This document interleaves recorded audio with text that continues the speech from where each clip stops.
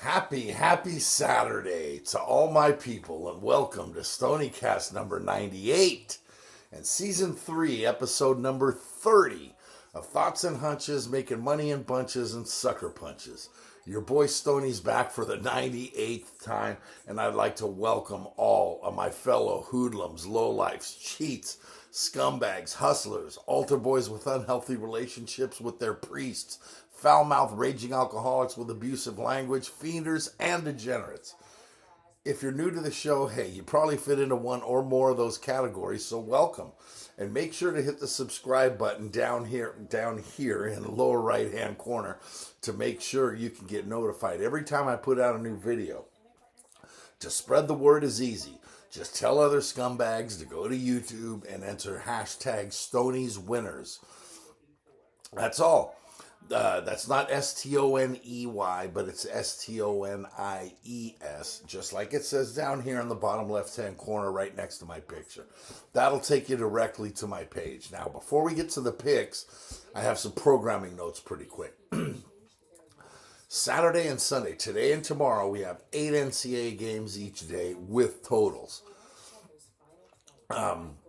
Saturday and Sunday, we have the first round of the College Basketball Invitational going on with 4 games each day, and the second round of the NIT goes on today and tomorrow as well, with a total of 8 games. So I'm going to give you all those picks right now in this video. The next video will come out on Wednesday night, and I'll have the NCAA Sweet 16 picks. Now, here's the thing, though. The CBI's quarterfinals are Monday, the semifinals on Tuesday, and the finals on Wednesday. The NIT's quarterfinals are on Monday and Tuesday. So come back to this video here. Check the comments section on Monday, Tuesday, and Wednesday for my daily picks. All right? That should get you freaking degenerates and keep you guys busy during the greatest time of the year. All right? I mean, one last note. Some of you have inquired about my bracket. Stoney, what does your bracket look like? Who do you have in your Final Four? Who's going to win the... Check the comments section below, and I've posted a picture of my bracket. Brackets are like fantasy teams. Nobody cares about your bracket or your fantasy team except you. I don't want to hear who you have reaching the regionals, all right? If you want to take a peek at my bracket, please go ahead and check it out. But for the love of God, please do not start posting yours in the comments section, crews. All right, because then I'll be forced to start deleting them. All right, I'm going to be posting pics until Monday, I'm going to be posting pics on Monday, Tuesday, and Wednesday. All right, brackets are the definition of an inexact science. For all the years that there was usually a big-time favorite heading into the NCAA tournament, and all the naysayers, Tony Kornheiser, who said the tournament needs more parity. Well, welcome to parity. You got it now. I truly believe that any one of 11 different teams are capable of cutting down the nets in Houston in a couple of weeks. But now that we have the parity, those same nayers, West Coast hater Tony Kornheiser, says that there's no dominant team in the tournament, and the tournament needs that. The villain, the bad guy, the team to go after. Freaking hypocrite. This is the greatest sporting event in the world, everyone. And everyone watches, right? Everyone wagers. So deal with it, people, okay? Rant over. In the meantime, here are the numbers for the week so far as I seek my 17th consecutive winning week. I got to go quickly. Tuesday, 2-1-1 in the NCAA first 4, 6-2 in the NIT. Wednesday, 3-1 in the NCAA, 3-4 in the NIT. So that left us 9-6 in the NIT so far. Leading up to today. Thursday, 7-9 in totals, not very good. 7-9 in sides, and 11-5 in totals in the NCAA tournament. Total of 18-14. We'll take it, considering the 7-9 sides. And then yesterday, 8-8 in sides, but 12-4 in totals. Just killing it right now in totals, for a total of 20-12, which left us 43 wins, 28 losses, and 1 push in the NCAA tournament so far this week, with still 2 more days to go. So add it all up, and this week, 52 wins, 34 losses, 1 push. That's good for 60.46%. Right on pace to hit our 60 mark. Looking good.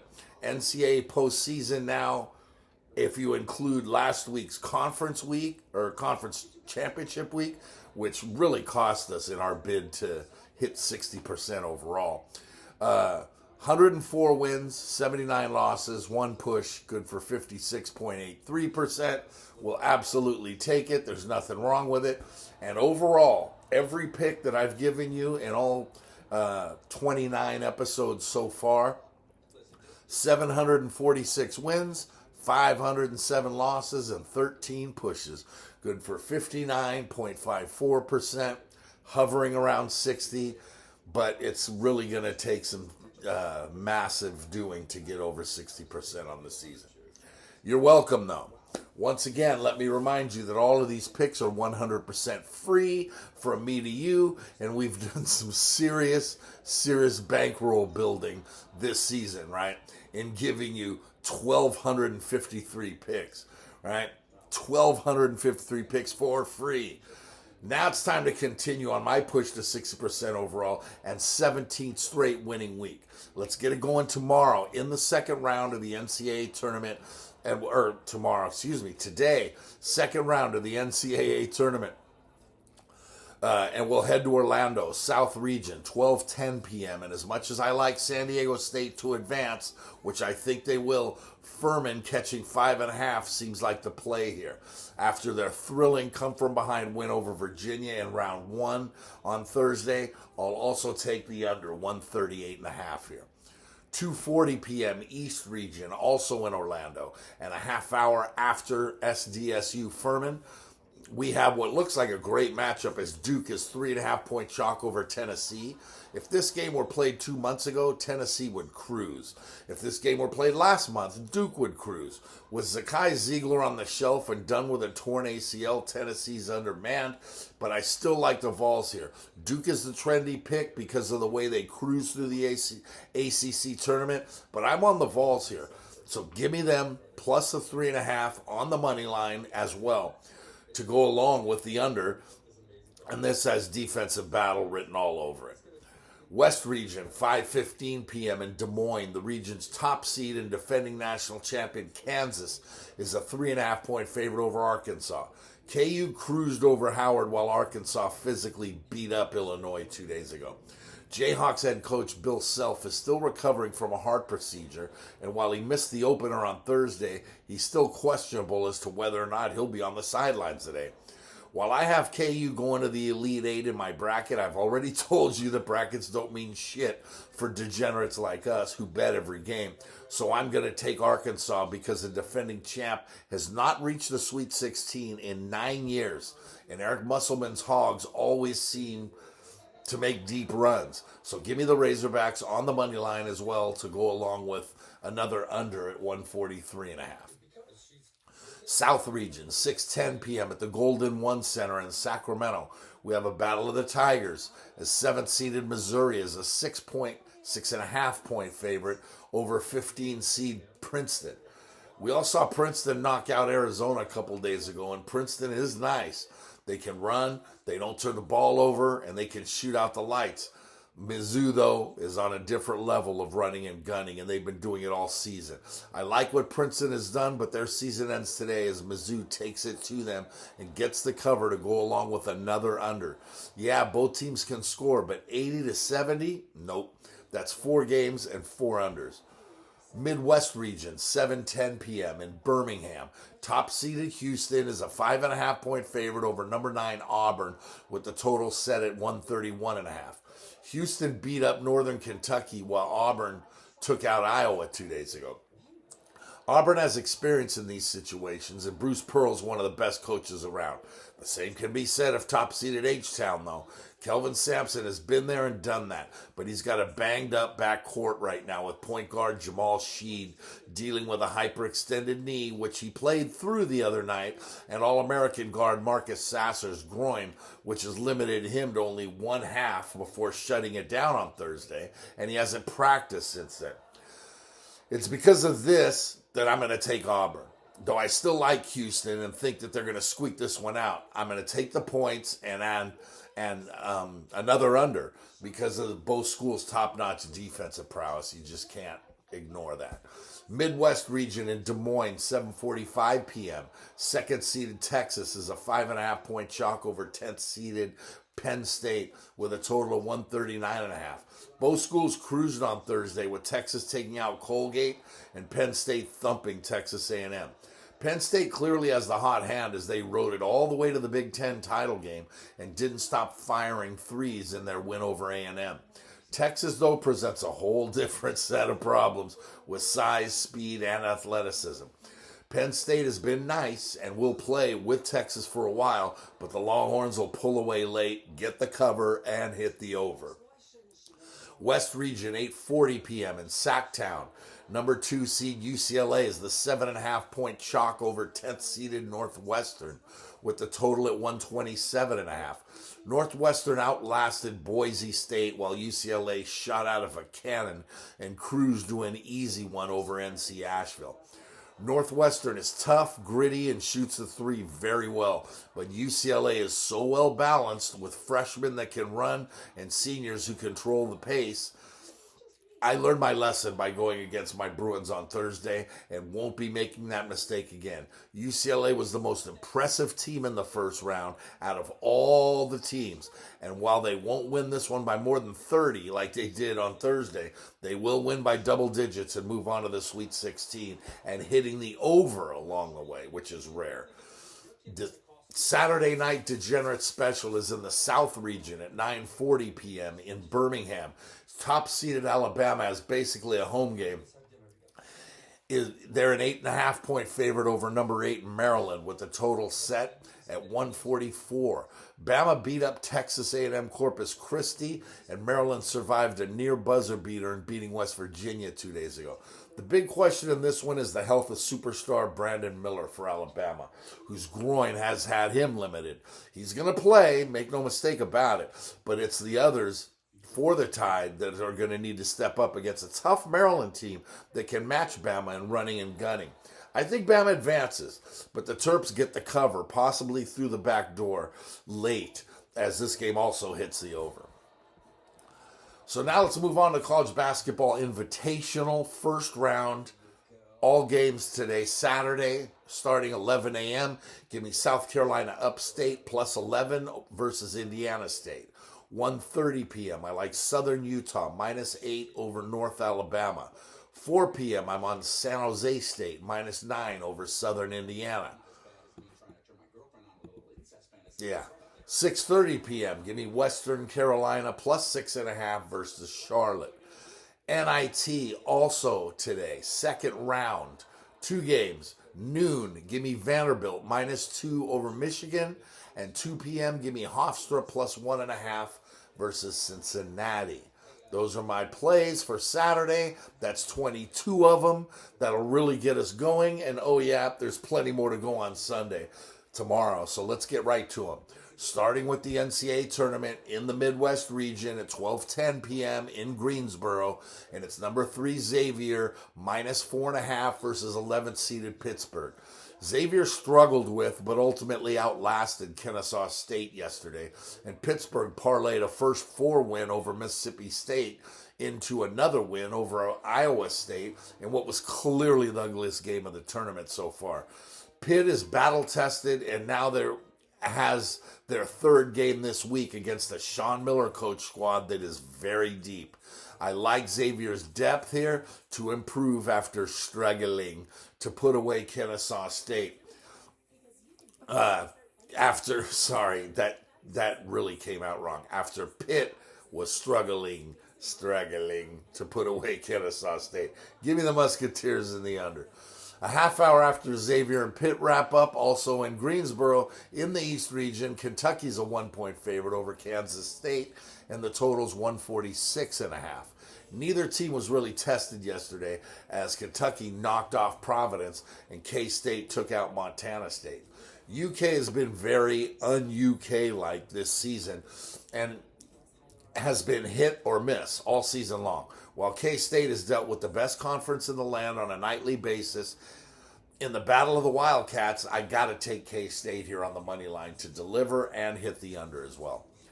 East Region, 5:15 p.m. in Columbus. Second-seeded Marquette is a 2.5-point favorite over seventh-seeded Michigan State. Marquette took out Vermont yesterday while Michigan State ousted USC. Tom Izzo is one of the greatest coaches of all time, and to lead a team to the dance 25 consecutive times is just unreal. The issue is that aside from the one title over 20 years ago, Sparty has not advanced in a while. And Shaka Smart's Golden Eagles are loaded and playing the best ball of the season. After winning the Big East Conference title last week, Marquette is one of those hottest teams going. Not to mention they are my pick to win the whole thing because brackets matter. Yeah, right. Sparty loses and Marquette wins and covers while coming in under 141.5. West Region, 6:30 p.m. in Albany. Fourth-seeded Connecticut is a 3.5-point favorite over number 5 St. Mary's, and the total is 130. UConn dominated Iona yesterday, while St. Mary's took out pesky Virginia Commonwealth, meaning Connecticut is going to play the Gales for the second straight game. Connecticut is the trendy pick here, as I've heard before the tournament, when everyone's filling out their brackets, that St. Mary's is going to travel a long way to lose early. VCU is a trendy pick to take out the Gales, but they'll be watching St. Mary's win this game outright, get the cover, the money line, and come in over 129.5, even with Connecticut taking over Albany, New York. Nope, St. Mary's and the under, and the over. 7:10 p.m. South Region, Denver, Colorado. Third-seeded Baylor is a 1-point favorite over sixth-seeded Creighton, with the total coming in at 146. Baylor took out UC Santa Barbara yesterday, while Creighton did the same to North Carolina State. Baylor finally got their potent three-guard offense going in the second half yesterday, and it's those three that are the key to the Bears' fortune. But for the last month, they've been awful, right? They have spurts. Sorry, I don't buy in consistency this time of year. Give me Creighton plus the point on the money line and under 146. Hang on. Quick one here. East Region, 7:45 p.m. Columbus.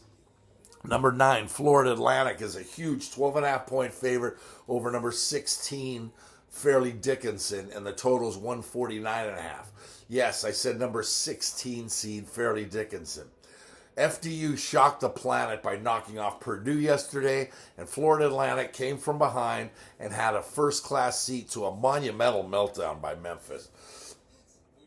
Here's what gets me. Fairleigh Dickinson wants to be referred to as FDU. Okay. FAU, Florida Atlantic University, wants to be referred to as Florida Atlantic. Go figure.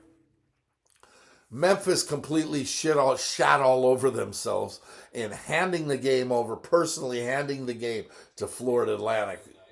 Right? FAU's the better team here. Give me Fairleigh Dickinson plus the points because of all their speed and over 149.5 in this track meet.